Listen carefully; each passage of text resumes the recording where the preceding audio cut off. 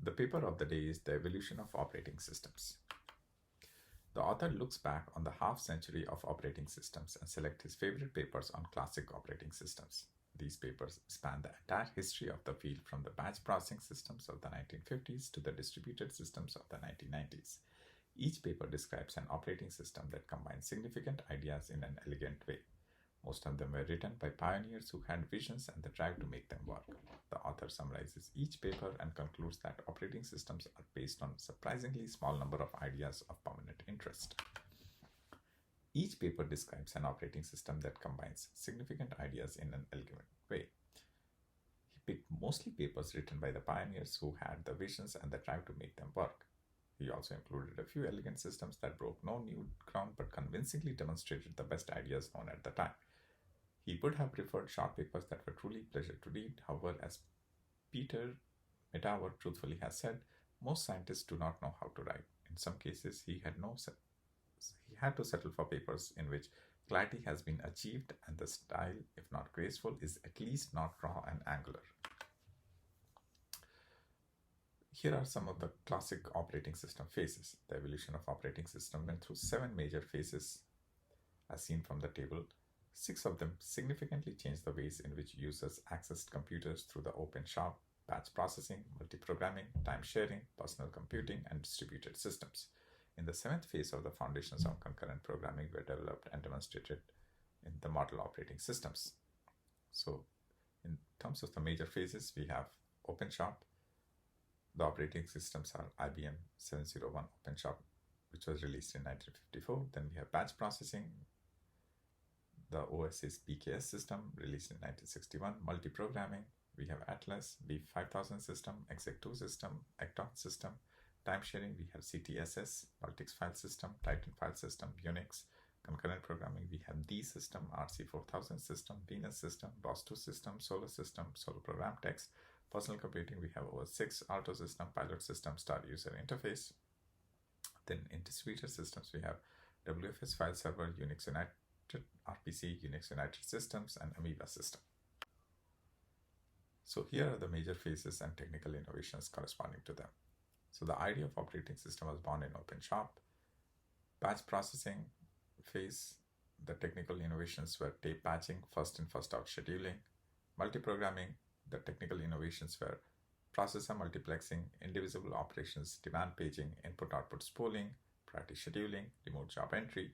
Then we have time sharing, and the technical innovations were simultaneous user interactions, online file systems. Then we have concurrent programming, and the technical innovations were hierarchical system, extensible kernels, parallel programming concepts, secure parallel languages. Then we have personal computing, graphical user interface. And in distributed system phase, we had remote servers. Here are some of the highlights from the paper. The highlights are basically some quotations from the authors of the paper, which are listed in the main narrative. So here it goes. The B5000 operating system and its successors were written in extended ALGO that permitted systems programs to access the whole memory as an array machine parts. It was sometimes referred to as Borrow's overextended ALGO. This programming trick effectively turned extended ALGO into an assembly language with an algorithmic notation. The dangers of using such an implementation language were very real. The next one is, a superior tool like Unix often feels so natural that there's no incentive for programmers to look for a better one. Still, after 3 decades, it can be argued that the widespread acceptance of Unix has become an obstacle to further progress. Stonebreaker, for example, described the problems that Unix creates for database systems. Software managers, and this is my favorite one, software managers continue to believe that software design is based on a magical discipline called software engineering, which can be mastered by average programmers. Dijkstra explained that the truth of the matter is simply that the intellectual level needed for the system design is, in general, grossly underestimated. I'm convinced more than ever that this type of work is very difficult, and every effort to do it other than the best people is doomed on either failure or moderate success at enormous expense. In author's opinion, that is Dijkstra in this case, the continued neglect of this unpopular truth explains the appalling failure of most software which continues to be inflicted on computer users for this day. Dijkstra and Haberman were able to prove that by induction that the system was deadlock free. Lawson used a similar argument to prove that the coroutines of BOS2 eventually would process any request for service. The most significant contribution of Solo was undoubtedly that the program text was short enough to be published in its entirety in a computer journal. And the journal name of the Solo operating system, processes, monitors, and classes. Harlan Mills had this to say about the Solo program text.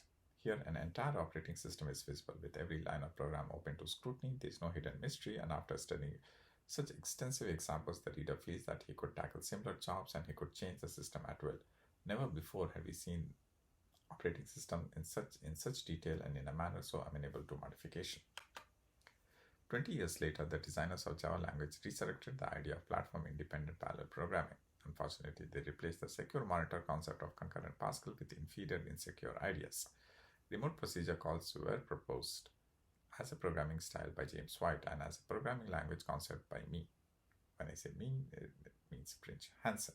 Since then, system designers have turned it into an unreliable mechanism for surprising complexity.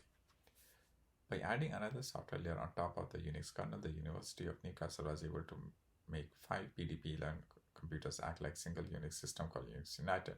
This was achieved without modifying standard Unix or any other user program. Unix United combined the local file systems into a global file system with a common root directory. This distributed file system made it possible for any user to access remote directories and files regardless of which systems were stored on. In this homogeneous system, every computer has both a user machine and a file server providing access to local files. The most heavily used services were file transfers, line printing, network mail, and file dumping on magnetic tape.